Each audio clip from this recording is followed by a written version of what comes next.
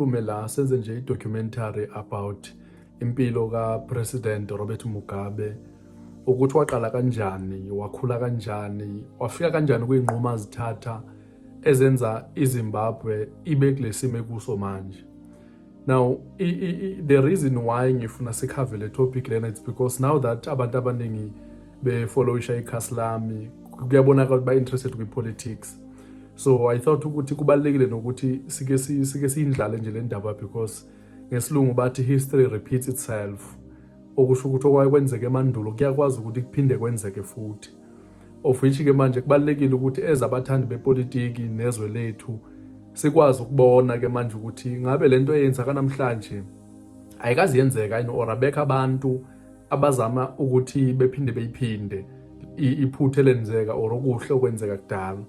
So ngibona ngazuthi uRobert Mugabe uyisibonelo esihle esingakwazi ukuthi simstudishe, because kudala ama-countries amaningi exwayiswa ngomgabe ukuthi ningafani nomgabe ngenxa yezathu ezithile. So ngifuna sike sibuke nje ngokujulile ukuthi isukaphi indaba kaMgabe. Le video ngizoyihlukanisa nje ngezigaba ezintathu. Isigaba sokuqala ngizofocusa kwimpilo kaMgabe, ukuthi wakhula endaweni enjani, wakhula kanjani uMgabe, yini eyamenza lento agcine ayiyo ngalesa sikhathi esaphila, nokuthi ngesikhathi engene eba umongameli waseZimbabwe wangena esewumuntu ogxekwayo or wangena umuntu othandwayo, nokuthi uma esewupresident, because umuntu wahlala isikhathi eside kabi upresident waseZimbabwe, yini le eyabe seyonakala, isiphi lesinqumo esenza upresident uRobert Mugabe kugcina ukuthi i-country yakhe almost abantu abaningi bebaleke beyohlala kwamanye ama-country kodwa ekhona engafuni ukwehla futhi emandleni. So ngifuna nje sibheke lapho bese siyabuka ekugcineni ukuthi ingaba yikho into esingayifunda la, esingayigwema or esingaxwayisa ngayo i-politicians esinazo thina la eSouth Africa about amaphutha nokuhle okwenziwa uMgabe. So inhloso yale video nje ilokho ukuthi ngifuna sike siqinisane lapho sibuke ukuthi amaphutha imaphi, kwenzekalani eZimbabwe ukuze sibe la sikhona namhlanje. When uMgabe was born, wazalwa ngonyaka ka-1924, kwakuyi-21 zikaFebruwari ngesikhathi ezalwa. Uzalwa ubaba wakhe nomama wakhe. Ubaba wakhe igama lakhe kwakuGabriel Mugabe, so bamnika igama-ke naye uMgabe elithi Gabriel Robert Mugabe. Now uzalwa kwifamily ephuwa kakhulu, babehlupheka kakhulu koMgabe to a point ukuthi umama wakhe wayeze bamba amatoho okufundisa abantwana esontweni. Ikhaya la koMgabe-ke kwakuyikhaya elikhonza, babekhonze kuma-Catholic, and ngaleso sikhathi leso into ababeyifunda kakhulu because bakhula ngaphansi kwengcindezi yabantu abamhlophe. So into ababefundiswa yona kakhulu kwakuyinto nje zeBhayibheli kanye nayo yonke into. And kwathi ngokuhamba kwesikhathi ubaba Mugabe wabashiya, wahamba engumuntu oyofuna umsebenzi, but wahamba wangaphindi wabuya, to a point ukuthi umama kaMgabe kwamele ukuthi kube uyena othatha over, uthatha izintambo ekutheni makukhuliswe uMgabe, kukhuliswe kanye nabo dadewabo nabafowabo. And ama-historian amaningi ayakuveza ukuthi leyo nto le yamsebenza kakhulu uMgabe, because yamenza wayilo muntu, if uyabheka uMgabe kwakukancane ukuthi uwabheke amavideo wakho umthole ehleka. So abaningi-ke abafundile bayikhomba leyo nto leyo ngesikhathi ubaba wakhe emshiya, kwakose ukuthi aqale kumele aziqoqe njengomfana omncane, kumele ukuthi aqale manje a-actise njengomuntu omdala. Kwakula khona athola le personality yakhe yokuba umuntu odisciplined, yokuba umuntu othi mayeqala into aphinde ayiqede, ngazuthi inkani enhle le ayithola. So after ubaba kaMgabe ehambile, kwaqala la khona uMgabe wanothise ukuthi akafani nawo wonke umfana okhona endaweni. Instead ungumfana ohlukile, because wayesithanda isikole. Kwakuthi abafana basendaweni mabe ebholeni uthola ukuthi yena yedwa uphumile useyincwadini uyafunda incwadi. Ezinye zezinto ezivezwa ngabantu abastudisha nzulu ihistory kaMgabe ukuthi ahlahle kuze athathe le nqumo azithatha isuka phinto. So and kuyavela ukuthi bonke abantu abakhula naye bavuma ukuthi uMgabe wayehlakaniphe kakhulu, and wayeyithanda incwadi, njengoba ngisho ukuthi wayekwazi ukuthi as much as kunje yena aforced ukuthi makube nje kuze akwazi ukufunda incwadi. And one of ukuhlakanipha akuthola kubafundisi bama-Catholic ngaleso sikhathi was ubuhlakani bokuthi wonke umuntu uyalingana emhlabeni. ngesikhathi beshumayela ivangeli kuthiwa ngokomlando ukhona umfundisi wayesuke e-Ireland e-Irish owafika wamfundisa embona umfana ohlakaniphile wamtshela ukuthi uNkulunkulu wasidala sonke ngokulingana. Leyo nto leyo yamshiya enganelisekanga because wayenethi mayebuka ngaphandle ebona ukuthi abelungu abalingani nathi, abelungu baphila kahle, thina siphile ngendlela right, kodwa nangu umfundisi omhlophe ukhuluma indaba yokuthi kumele abe siyalingana. Kube into encane ke leyo at the time because naye wayesemncane vele, afunde agraduate ngo-1945 eqeda isikole la khona equalify ukuthi abe uthisha kwenye college ekuthiwa yi-St. Francis Xavier College. Uma eqala lapho uqala njengomuntu ozosebenza ke manje njengothisha. Wathi esaqeda kufunda nje wawina ibhasari yayizomphonsa ukuthi makeze ngapha eSouth Africa. Wafika wafunda eSouth Africa ku-university kwakuthiwa kuse-Fort Hare. And mayefunda laphana kula khona impilo yakhe yaqala yaqoqana because nakhona wafika kwaba exposed kwi-politics zalapha eSouth Africa, yamenza lento ukuthi abe motivated naye ukuthi abuyele back ekhaya ayolwa. And uzokhumbula ukuthi uMugabe bekaziwa njengepresident yayifunde kakhulu because ngesikhathi la uhulumeni obandlululo ubavalele ekhoneni noma ubafaka ejele, wayethatha leso sikhathi ukuthi afunde than ukuthi ahlale nje ejele because ama-historian amaningi athi ngesikhathi abantu abaningi beboshwa bebeyeka ngisho ukufunda, umuntu ajoyine umzabalazo, but uMugabe kwakuhlukile kuye because wahlala ejele for 10 years, but ehleleni kwakhe for 10 years wayekwazi ukuthi aqinisele afunde aze graduate kodwa esejele. That's why kuthiwa he was one of ama-leaders ase-Africa afunde kakhulu. And uzokhumbula nathi sisakhula sibancane la South Africa kwakuthiwa umuntu nobuye eZimbabwe umuntu ofunde kakhulu because sasinento ethi bafundilani baseZimbabwe, siyibona kuMugabe leyo nto leyo. And uzobona wayefuna ngempela wayene-Bachelor of Arts ku-History naku-English, ene-Bachelor of Education njengoba sengishilo ukuthi bekawuthisha, ene-Bachelor of Administration kanye namanye ama-degree amaningi angabalwanga, but esiwaziyo ukuthi kuyiqiniso ukuthi akhona because ne-UNIS yaqinisekisa lokho ukuthi uMugabe unawo lawo ma-degree. Now impilo kaMugabe ishintshaphi kakhulu. Impilo kaMugabe ishintsha ngesikhathi ethola umsebenzi wokuthi ayofundisa eGhana. Ufundisa nje eGhana, yiyo into ezoshintsha impilo kaMugabe ke le imenze ukuthi abe yile ndoda abayiyo kumapolitiki because ukusuka kwakhe eZimbabwe ngaso sikhathi yayisabiza ukuthi iRhodesia uya eGhana, ufika laphana ngo-1958 uzohlala 2 years eGhana. And mayefika eGhana uthola iGhana iqeda kuthola inkululeko yayo, uyaqala uMugabe ukubona i-country phethwe umuntu omnyama selokhu azalwa. Yonke indawo la kade hamba khona bekabona abantu abamhlophe bephethe iAfrika. Kuyaqala eGhana ukuthi kubonakala umuntu omnyama ephethe i-country yakhe. Leyo nto le yashiya ilukuluku la ngaphakathi kuMugabe lokuthi nami ngingayenza lento ekhaya uma ngibona uKwame Nkrumah ekwazi ukwenza into ezinje la eGhana. That means nami ngahamba ngiyoyenza lento leyo eZimbabwe. La khona ke manje uMugabe ubuya usuwumuntu othintwe ngumlilo, ubuya njengomuntu ke manje ongasayizwa lento ukuthi kumele sikhontrole ngabantu abamhlophe. Remember lo umuntu ofundile, umuntu ohlonishwa ngabantu abamhlophe, ukuthi ufundile, umuntu omnyama ofundile lo. So ukubuya kwakhe and nabantu abamnyama babukela kuye ukuthi nansi leader yethu efundile, umuntu okwazi ukucommunicate. Amsho kwasizwe isilungu sikaMugabe ukuthi isilungu esiproper, isilungu saseBritain straight, indlela efundiseke ngakhona. Uma uMugabe ebuya laphana eGhana ubuya ngo-1960. Ekubuyeni kwakhe njengoba ngisho ubuya njengomuntu oseshintshile, ubuya useyabelieve ukuthi kuze iZimbabwe or iRhodesia ephambili kumele kube khona lento ekuthiwa i-majority rule, okusho ukuthi kubusa intando yeningi, kumele kube khona ukulingana, amalungelo abantu alingane kuyo yonke indawo, nokuthi kuphele ukuphathwa kwabantu abamhlophe. Now ubuya nje ujoin i-organization ekwakuthiwa iZAPU, i-organization eyayikhandwe uJoshua Nkomo.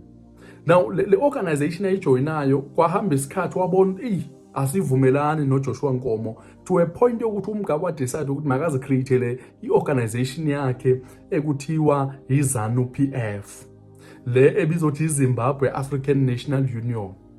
So benza leyo nto leyo because uMgabe realized ukuthi ngeke ngiye phambili with uJoshua Nkomo, and leyo mistake yokuthi bahlukane yiyo eyolimaza iZimbabwe lapha phambili, because ukuhlukana kwabo kuzophinde kukhoze inkinga le ngaphambili for bona bobabili to a point kuze kubulawa abantu ngenxa yokungaboni ngaso linye kwalamadoda amabili.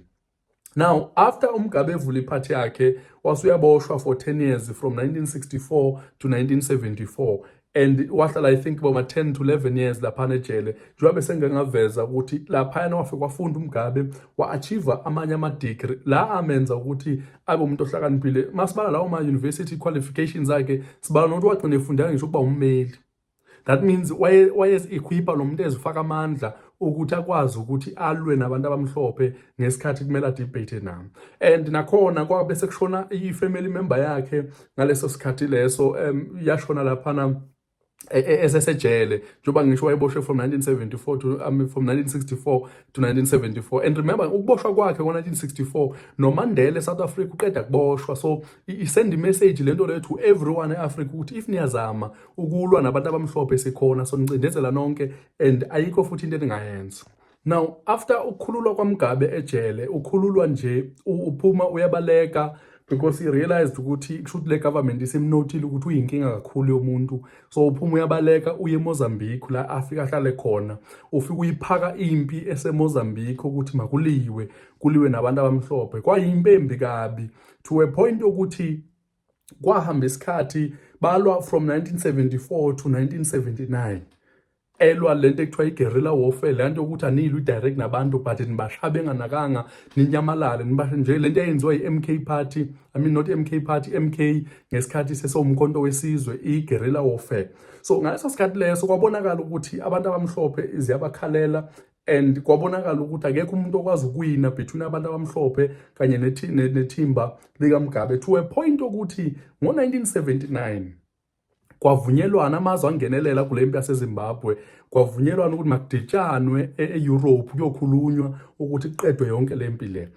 Kula khona ke i-future yaseZimbabwe ishintsha khona, because ngaleso sikhathi ngo-1979 badibana e-Europe kwindlu ekuthiwa iLancaster House. La khona befike bevumelana khona lapha eLancaster ukuthi yini ekumele yenzeke, yini abayifunayo laba, yini abayifunayo laba. Le efika ishintsha yonke into uma kuhamba isikhathi. Uma befika kule meeting lapha eLancaster, kufike kukhulunywa ngendaba ukuthi lamaside afuna kukhona uJoshua Nkomo nethimba lakhe, kukhona uMgabe neZANU-PF yakhe, kukhona uIan Smith lo owayephethe iZimbabwe owayerepresent abantu abamhlophe ngalesa sikhathi. Bahlala phansi kwavunyelwana ukuthi oqala into ekumele yenzeke, kumele le mpi iphele, kube nanto ekuthiwa i-ceasefire.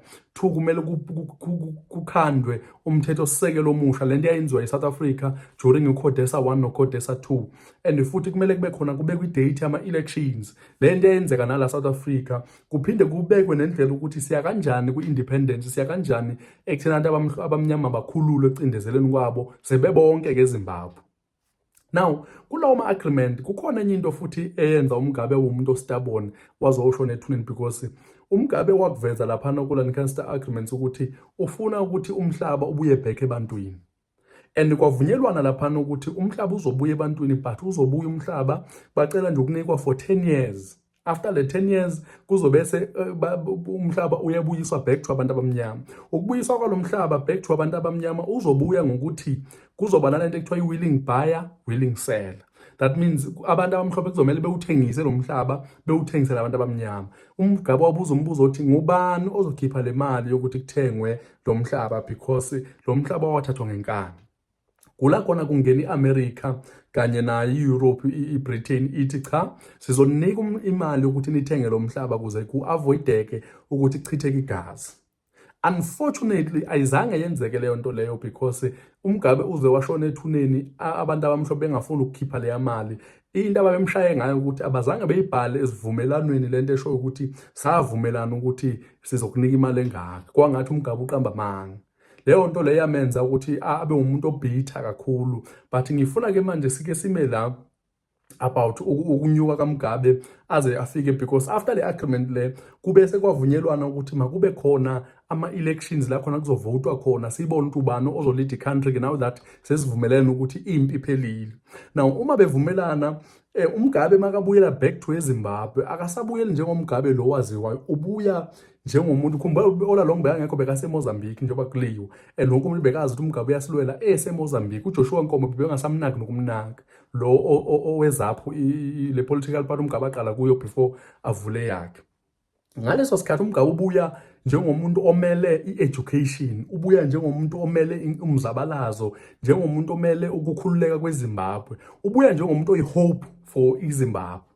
Now kwase kubekwa i-date ukuthi from ngoFebruary 1980 especially kuzoba nama-elections.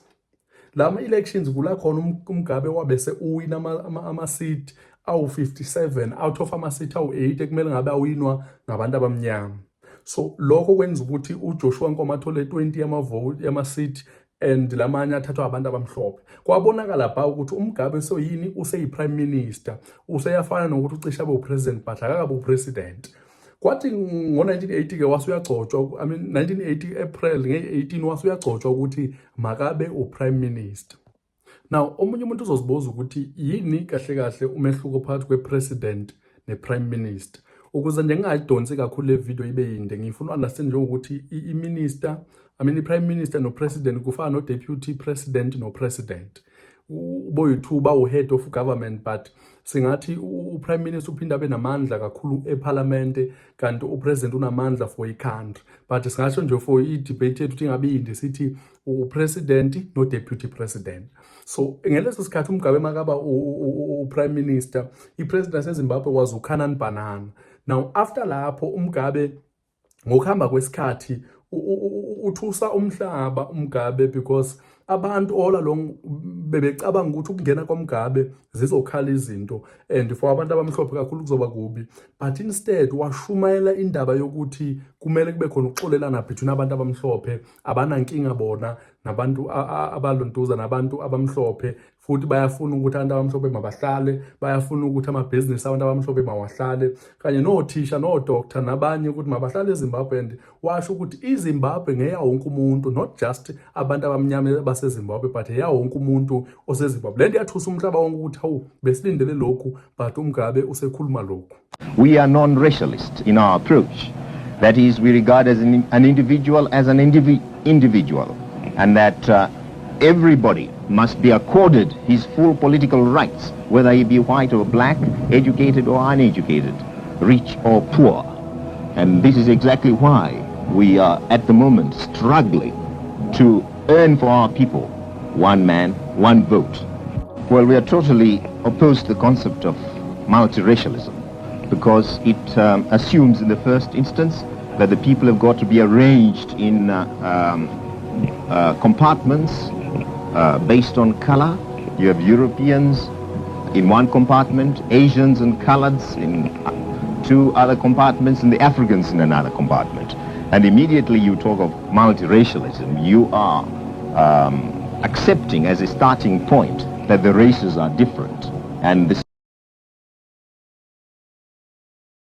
One thing about uMgabe, he was the darling of white people. Babemthanda uMgabe. He visited abantu abaningi uMgabe eqeda ukuba leader yaseZimbabwe, wavisita iQueen, wavisitela uPresident Ronald Reagan wase-America, uPresident Carter wase-America, oMandela, uFidel Castro, uPrincess Diana, uKing Charles.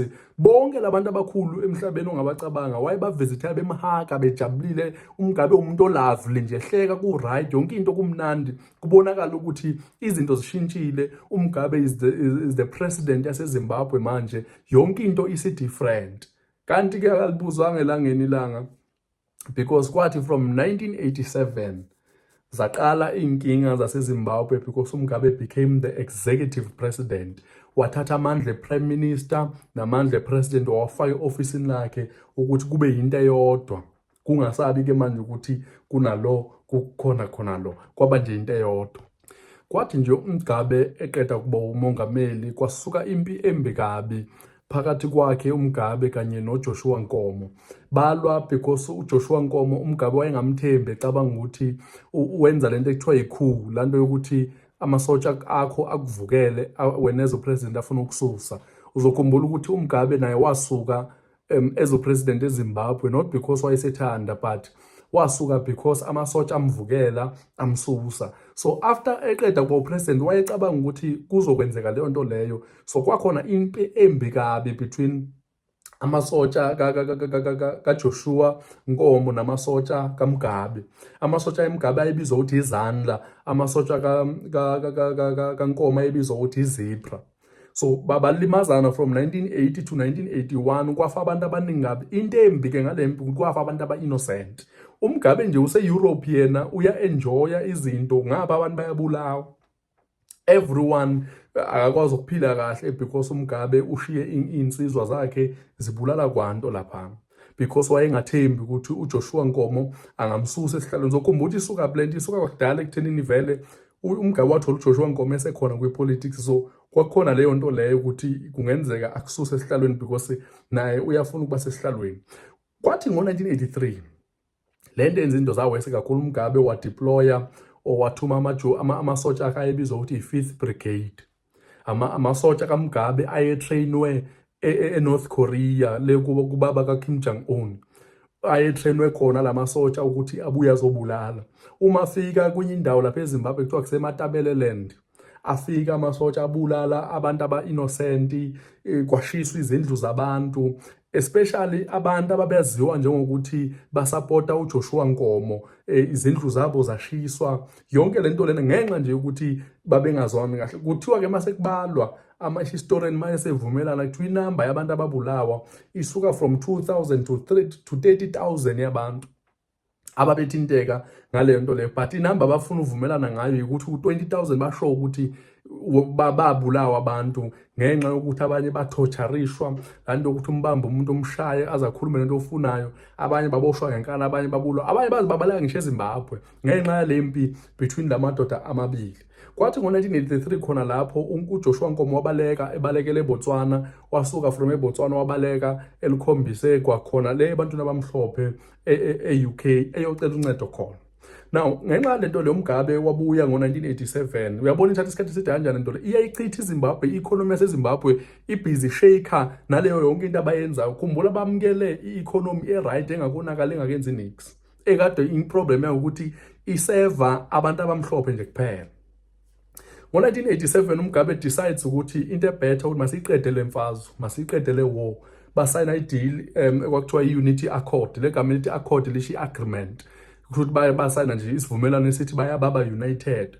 Leso sivumelwano sakhona saqeda ukulwa phakathi kwaJoshua noMgabe, sadibanisa iZAPU neZANU. Uma zidibana zase kuba kuyilento ekuthiwa iZANU PF, ngenxa yokuthi sekudibane ama-organization awu-2. uNkomo wabuyiswa naye, kwathiwa makangene ku-government, kwaphela nempi futhi yaphela nje kamnandi into, kwabonakala ukuthi cha yonke into ihamba kahle. Now umbuzo omkhulu ukuthi yonakalaphi into yaseZimbabwe kuze sibe la sikhona namhlanje, because kudala siyidonsa just ukudwebela nje isithombe ukuthi kudala abantu behappy ngomGabe, but yonakalaphi ke lento ukuthi sizithole la sikhona manje, la sithola khona ukuthi uMgabe sekayinto engabukeki, sekawumuntu ongakwazi nje ukwenza i-example ngaye ukuthi wenza kahle. Indaba iqala ngokuthathwa komhlaba. One thing for sure, izinto uMgabe azenza kahle ukuthi ngesikhathi eba upresident wenza sure ukuthi kunyuswa inamba yezikole, othisha bayatrainwa, izikole emakhaya, izikole ama-secondary school ukuthi anele. That's why abantu abaningi at that time abaseZimbabwe bashintsha baba ngothisha, baba ngodoctor, nama-engineer. Uyakhumbula kuthiwa iZimbabwe inabantu abafunde kakhulu. It was because of this period, because abantu bebenefita from ama-policy ayenyuswa uMgabe. Even ney'bhedlela nani zanyuswa, kwa-vaccinate abantu, kwavuswa ama-clinics emakhaya. Nje yonke into ene-public health yanyuka yaya phezulu. Kwabonakala ukuthi cha iZimbabwe vele ibideserve ukuthi iphathwe umuntu omnyama because yonke into ya-right. uMgabe wazwa-introduce indaba yokuthi makuthathwe umhlaba, but at the time wawuthathwa kancane because kwakufinyelene ukuthi makabanike u-10 years uMgabe epheriperishe ukudedela umhlaba. So wayebalokhu ebenika kancane, but ngo-1990s zaqala ii-problems zavela. uMgabe introduced lento kwakuthiwa i-Economic Structural Adjustment Program. Inhloso yaleya program yakhe or le plan lakhe was ukuthi azame ukwehlisa imali espendwa ugovernment azame nokuthi ezinye izinto zi-ownwe i-private sector, abantu abamhlophe or abantu abamnyama but abangekho under government, a-encourage nokuthi ezinye i-countries zifake imali, zitshala imali, lento ekuthiwa i-investment eZimbabwe, nokuthi kube khona lento ukuthi umnotho waseZimbabwe uyakhululwa, unikwa i-freedom so that abantu bekwazi ukuthi bekhande ilontuza imisebenzi. Abatani babemgxeka ngalezo zinto ukuthi yenza ukuthi kulahleke imisebenzi, ama-factory avala, nama-level endlala aqala nyuka. The biggest problem iqala ngo-1997. 1997 abantu ababelwa noMugabe ababemncedisa ukuthi belwe kuze iZimbabwe ibe free, labantu ekuthiwa ama-war veteran, abantu abamncedisa abane-experience ekulwini, bathi bafuna ukubhadalwa because kudala belwa eZimbabwe, bafuna manje ukuthi babhadalwe nabo. So because babefuna ukuthi babhadalwe, ngo-1997 uMugabe wayi-approva into yabo, wazivuma icelo zabo zokuthi mababhadalwe. Wavulela isamba semali esikhulu kabi ebhadala le insizwa because ziningi futhi sezinkulu nazo ku-politics yaseZimbabwe. Uma engavumi zingamchitha ezu-government, zingamchitha alahlekelwe ipower, and naye angakazimiseli ukuthi angayeka ukuthi abe uhulumeni. So kwakhipha imali eningi uMugabe to a point ukuthi yayingaplanelwanga leya mali ukuthi ingalontuza. So because of leyo nto leyo ama-market a-reacta kabi ukuzwe mose indabeni ukuthi irandi li-weak or irandi linjani. It's because of ama-market indlela a-responda ngalo nezinye izinto ezenzeke emhlabeni. So because of leyo nto leyo irandi izimdola yavele yashona phansi. Yavele yashona phansi kwaze yanikwa igama ekuthiwa i-Black Friday, indlela idola laseZimbabwe lavele lawa ngakhona. Abantu abaningi baqala bafuna ukubaleka eZimbabwe, bebalekela ukuthi uMugabe uyise i-economy ngenxa yokuthi abantu bafune ababhadala. Now remember ke ukuthi lento engizikhulumayo kungenza ukuthi zi-bias, kungenza ukuthi zithatha iside lo muntu othile because nami ngangingekho ngesikhathi kwenzeka lento lena.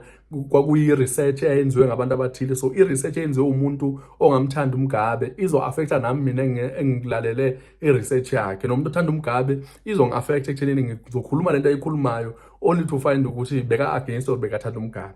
So because of ukuwa-ke manje kwalelo ntuza, kwaphinde kwa-edeka enye into. Ngo-1998 iZimbabwe iphinde ijoyina impi yaseCongo. iZimbabwe ngo-1998 ithumela amasotsha eCongo ukuthi bayosupporta i-government yaseCongo, and naleyo nto le yadla amandla kwi-economy yaseZimbabwe lesivele linyazwe ukuthi kubhadalwe labantu ababencedisa uMugabe ukuthi balwe.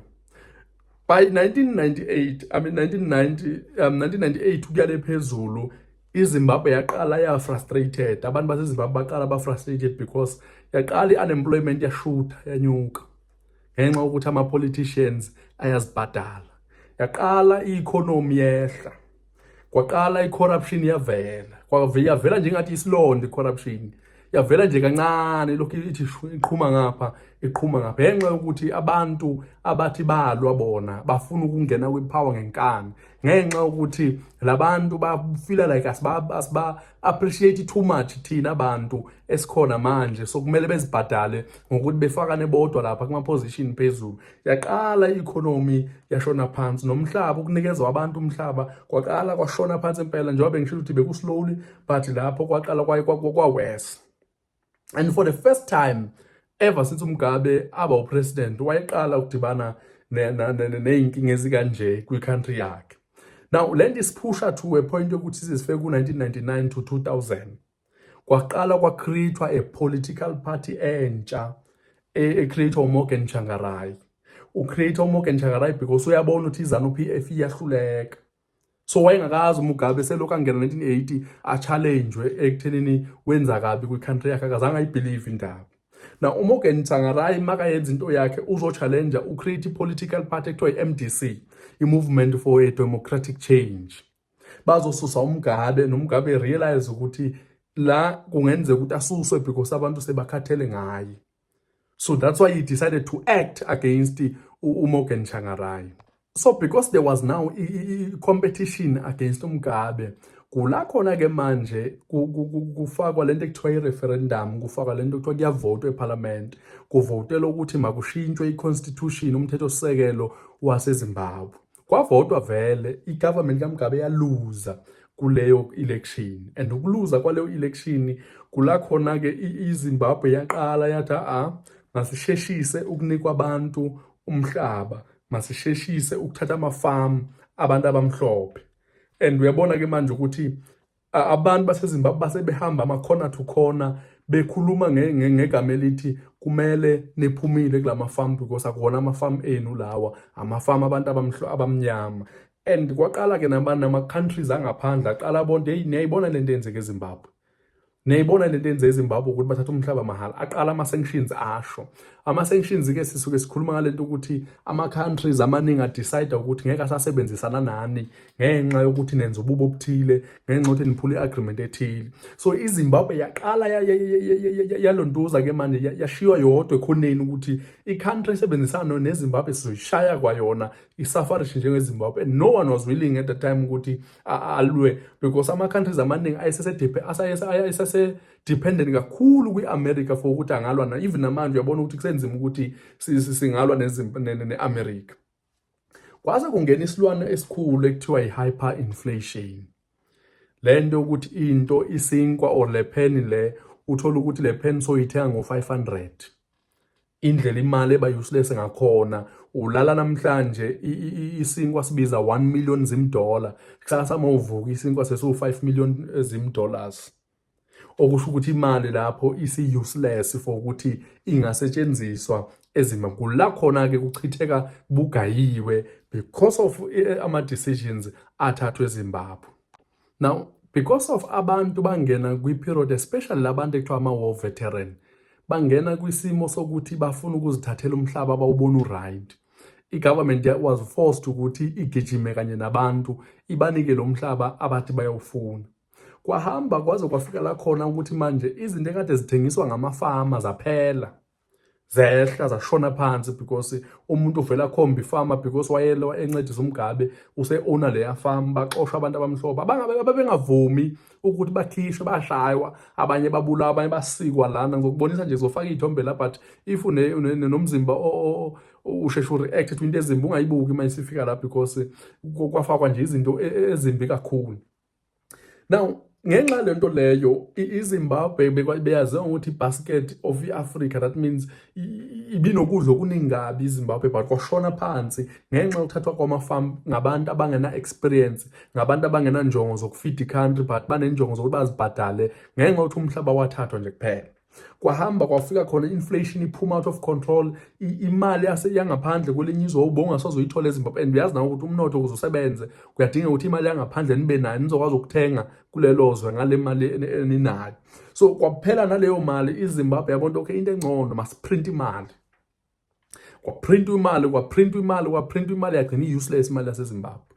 Uma nje uhlale eGoli uzokhumbula ukuthi kudala beku-easy ungathola u5 million waseZimbabwe, uthola i-5,000 yaseZimbabwe ebhalwe ngephepha eliyi-1 elide, ngenxa yokuthi kwase kubonakala ukuthi iZimbabwe inemali e-useless. Uyazi ukuthi ngesikhathi kunalento ekuthiwa i-inflation eZimbabwe, ukunyuka kwemali, ukunyuka kwezinto but imali iba useless yona, abantu basebephethe amabhege emali, like uthatha ibhege enkulu isaka lele 80 kg ufaka imali egcwele lapha uyothenga, imali useless. Kwafika to a point ukuthi imali yaseZimbabwe yayisiprinto yaze yenza imali engango-100 trillion Zimbabwean dollars. 100 trillion. Imagine imali engako but useless ayikwazi ngisho ukusave i-economy ngenxa yokuthi babeshaywe ngama-sanctions anzima kakhulu. Kula khona iSouth Africa izongena ne-idea ekuthiwa i-ZEP, le eyenza amaZimbabwe amaningi eze ngapha eSouth Africa because abantu abaningi baqala babaleka eZimbabwe bona ayikho impilo laphana. Ngeke ubablame because babengeke kubehla. I remember one time I had a conversation with someone who was an Uber driver then, wathi not then like dala but nje I think it was last year or this year, ekhuluma ngokuthi eZimbabwe there was a point imdala kubaba nje osemdala uthi there was a point eZimbabwe when bowuthi mawungena eshop uthole insipho yokwashisa itsha kuphela into esele. Okukunye okubalekile akukho because akasekho umuntu okuproduceayo indlela kwasekubheda ngakhona. So abantu baqala ke babaleka eZimbabwe beza la South Africa, abanye baye eBotswana, eZambia, ko-UK nakuphi bebalekela ubunzima ababebhekane nabo. Now because of yonke lento lo Mugabe realized ukuthi the only way yokuthi kusebenze iZimbabwe ukuthi asebenzisane noMorgan Tsvangirai, basebenzisana bafoma lento ekuthiwa i-Government of Unity, of National Unity, kwadibaniswa i-government iphathi kaMorgan Tsvangirai kanye noMugabe, la khona uMorgan Tsvangirai waphinde waba yi-Prime Minister of iZimbabwe. That means uMugabe wareleasa amandla athile, wareleasela uMorgan Tsvangirai ukuze becompromise. Yaqala ne-economy yaseZimbabwe yangathi iyabamba, baqala bayeke ukusebenzisa imali yaseZimbabwe basebenzisa iDollar because imali yase-America strong noma kukuphi iyathenga. So baqala ba-optela ukuthi makusebenze yona le mali kuyekwe le eyaseZimbabwe, up until kufike isikhathi samanje la khona ipower kaMugabe yaqala yangathi yehla.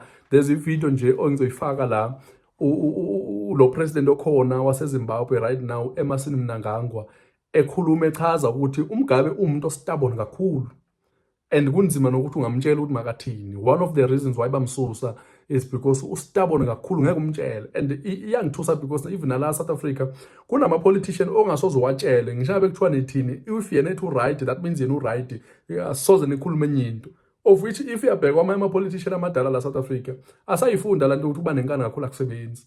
Uyabona nje mawubuka ama leaders engengiwasho ngegama, ama political parties amakhulu la South Africa, uyakwazi ukubona okay le leader le ivuthiwe because iyakwazi ukubona ukuthi yiphutha lento okungalalela abantu kodwa ufuna ukubahola, yiphutha lento ukuthi ufike nama idea akho uba impose, because into eyachitha uMugabe, into eyambuyisa phansi from 1980 up to 2017, it was 2017, yes 2017 up to 2017, is because uMugabe realized ukuthi isikhathi siyamphelela, semdala, amandla yaphela.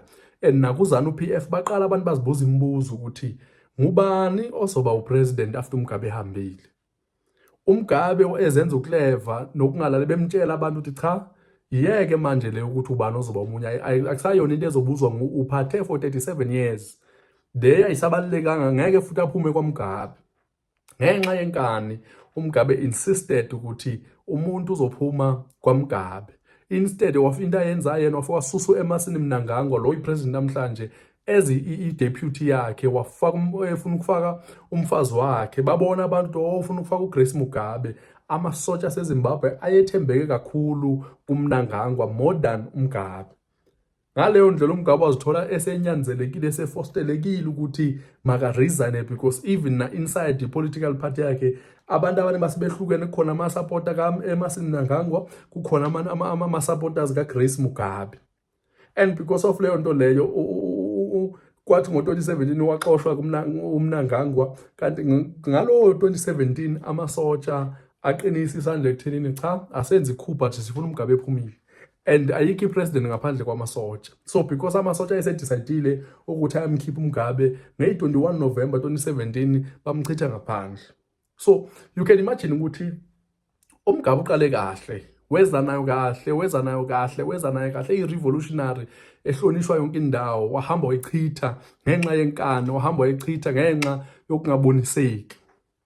So namhlanje sikhuluma nje ngoMugabe, sireference into ezimbi because akazange aboniseke. So I thought I should share lezi zinto lezi. I know ukuthi i-history Mugabe inde kakhulu for ukuthi singayiqeda within less than an hour. It's unfair, but I tried ukuthatha lezi eziphezulu izinto just ukuthi ube nesithombe nje esisheshayo ukuthi into kaMugabe imephi. Kusho ukuthi yonke into ngiyicoverishile la, kuningi ngabe okushodayo, kuningi ngabe engakakufaki, kodwa nje ngeke nami ngikwazi ukwenza ivideo ende kakhulu because abantu bamanje i-attention span yabo ayisekho that much ukuthi bayakwazi ukuhlalela ivideo 2 hours eyonjani. Njengoba ngathi nami ngibuyisa imadlanga commission ngini, so that's why ngithi ngizamile ukuthi ngiyisheshise so that at least to understand the picture ukuthi sisukaphi, yini futhi esingayifunda kumaphutha nento ezinhle ezenziwa uMugabe, as much as wayenenkani, as much as wayenza yonke into ayenza, but yini esingayifunda ezabantu. Mugabe was my boss, but he was very strong-headed, yeah. If he made a decision, he stands by it. It was very difficult for him to be flexible, right? So when these things happened, we felt that, there was a way of accommodating each other, Zanla and Zipra, ZAPU and ZANU. And I think to some extent, I had friends also on the ZAP side I could go to ZAPU and speak with ZAPU friends. I was Zanla, but as ZIPRA friends also. So it was easy for me to go across and debate and so on. To an extent where I became an emissary between Mugabe and Nkomo. Mugabe would send me to Nkomo, Nkomo would send me to Mugabe, and moved between. And lastly, if usubukelele videos wafika la kusho ukuthi you were very interested, so ngiyacela ukuthi ungakhohlwa ukuthi usubscribe, ungakhohlwa ukungifollowisha, ungakhohlwa ukulike, ungakhohlwa ukushare ama-video ami so that afinyelele nakwabanye abantu bekwazi nabo ukuthi ba-enjoye. Danko.